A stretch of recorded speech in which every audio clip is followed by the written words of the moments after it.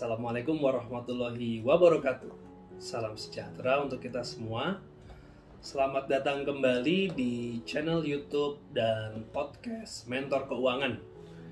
Malam ini kita akan membahas mengenai salah satu pertanyaan dari teman kita di Quora, yaitu bagaimana trik membeli emas batangan. Wah, emang beli emas batangan aja harus ada triknya ya? Yuk kita saksikan video berikut ini.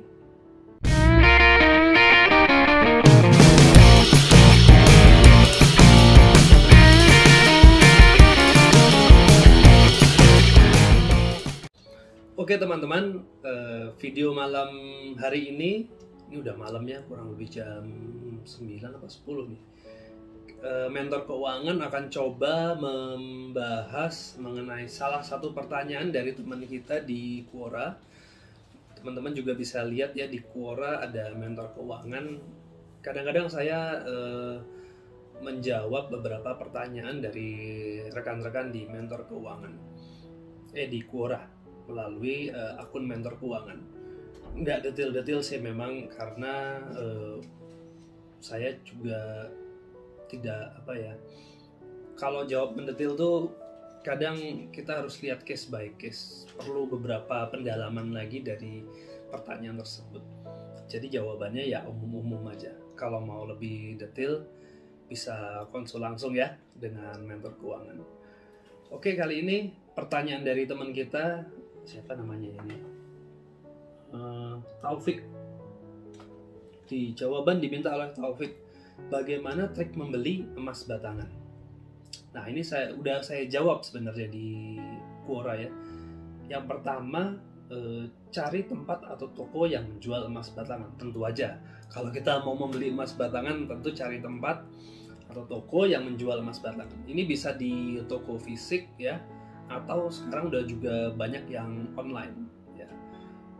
Satu hal yang pasti, kalau toko sebaiknya cari yang terpercaya. Nah, soal terpercaya ini juga menjadi satu isu, karena kadang teman-teman mungkin cari, wah tokonya yang udah lama lah, yang udah lama buka gitu ya, atau Antam, atau toko-toko lainnya yang di toko emas di Cikini, atau mungkin daerah teman-teman beda-beda di masing-masing kota ya, yang sudah buka lama itu mungkin terpercaya.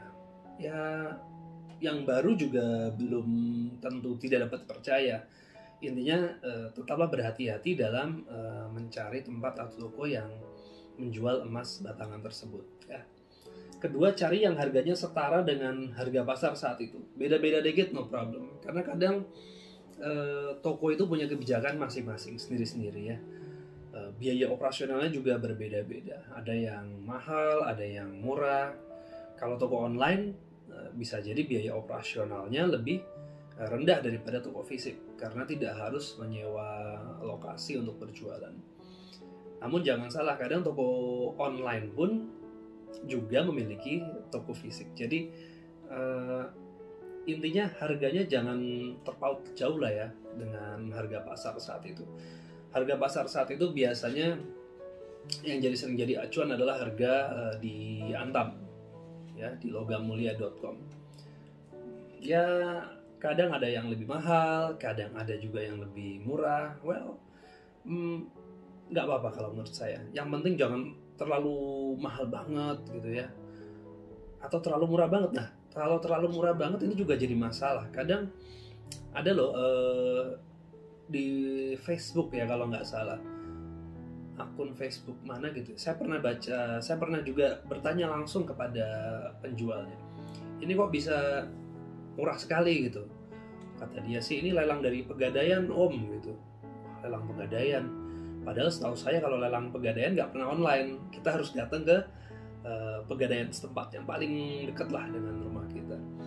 Alhasil saya coba tanya ke Pegadaian, memang positif itu penipuan, karena harganya bisa sampai separuh dari harga pasar.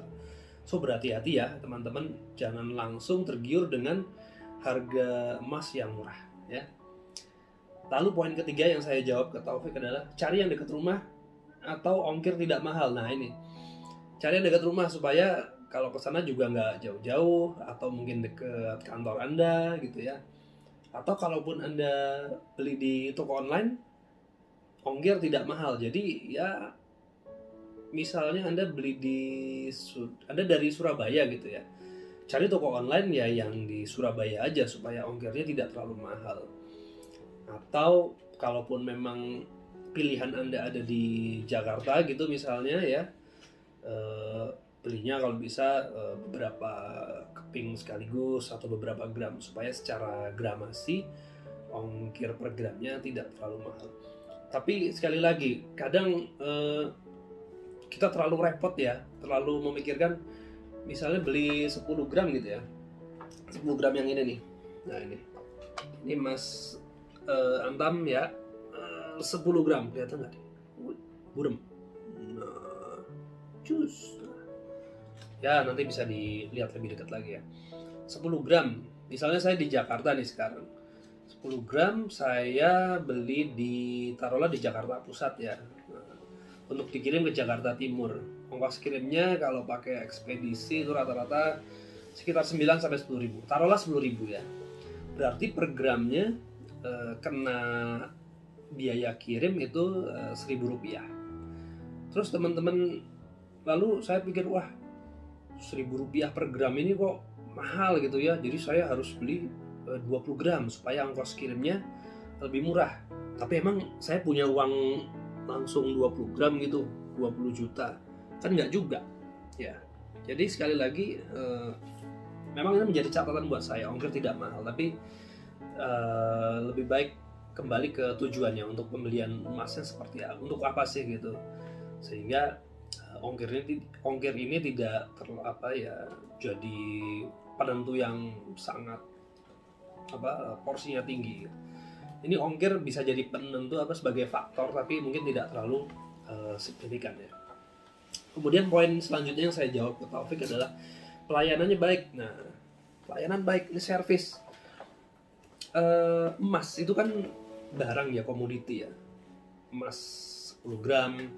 Ada juga emas yang ada yang 5 gram ya, seperti ini 5 gram. Kemudian ada juga yang gift series. Gift series antam ada. Ini kalau ini saya punya yang gift series dari Lotus Archie Syariah Coin nih. Nah ini susah amat ngeluarinnya ya.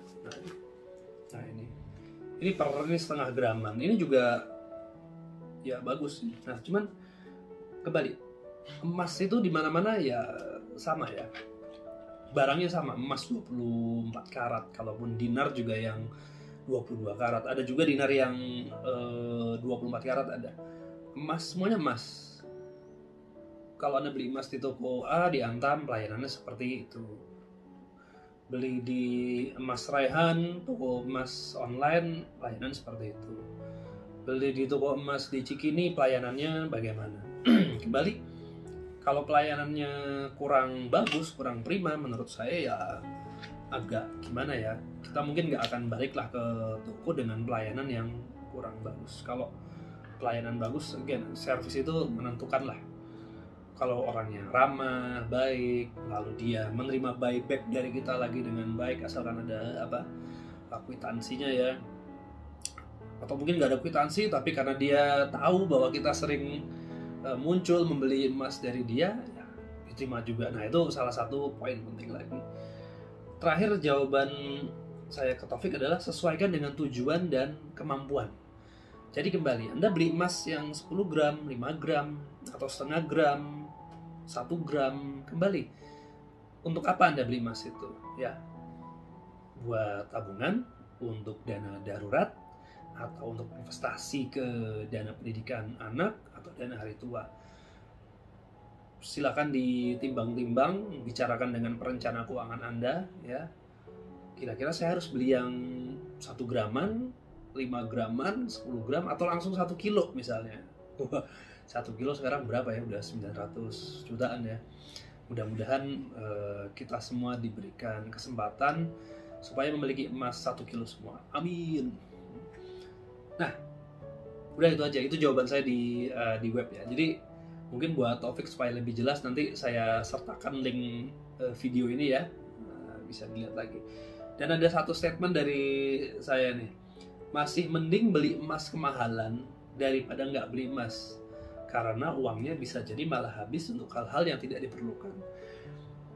Ya debatable juga. Nanti kalau ada yang bilang kalau beli emas kemahalan berarti target investasinya mungkin nggak tercapai. Mungkin saja bisa terjadi. Tapi saya balik, mungkin aja nggak terjadi kalau Anda nggak beli emas sekarang. Ya Anda pikir udah mahal nih kan sekarang, tunggu turun. Ternyata nggak turun. Uang beli emasnya akhirnya habis untuk hal-hal lain. Bisa dijamin nggak uang yang Anda katakan akan dibeli emas pada saat harga turun itu nggak habis terpakai? Nggak ada jaminan juga, kecuali Anda memang seseorang yang sangat pandai menyimpan uang. Kalau bisa seperti itu sih ya alhamdulillah, syukur. Tapi ya kalau harga emasnya nggak turun-turun gimana? Anda jadi nggak beli emas juga dong. Nah itu kembali jadi satu pertanyaan. Akhirnya ya bagaimana kita merencanakan keuangan, mengintegrasikan berbagai faktor tadi itu menjadi suatu hal yang penting. Oke, dari saya mungkin itu aja, nggak usah lama-lama ya. Bosan dengerin saya, lebih baik Anda subscribe dan like video ini dan share kalau ini bermanfaat buat Anda. Saya bukan seorang yang sangat pinter banget dalam hal perencanaan keuangan atau soal emas, tapi saya hanya ingin berbagi kepada keluarga Indonesia, semoga bisa membawa manfaat, bisa membantu keluarga Indonesia untuk mencapai tujuan-tujuan keuangannya. So, buy gold before you buy others. Oke, thank you. Assalamualaikum warahmatullahi wabarakatuh. Semoga bermanfaat dan sampai jumpa lagi di video berikutnya dari Mentor Keuangan. Jangan lupa subscribe dan like. Apalagi subscribe, like, komen ya, YouTube, podcast, dan Instagramnya Mentor Keuangan. Sorry belepotan karena saya bukan seorang YouTuber yang belum jadi YouTuber yang oke banget lah kayak Om Deddy Corbuzier atau yang lainnya ya. Tapi kita sedang berproses menjadi seperti itu. So buat teman-teman yang lain yang lagi pengen jadi YouTuber, tetap belajar ya. Dadah.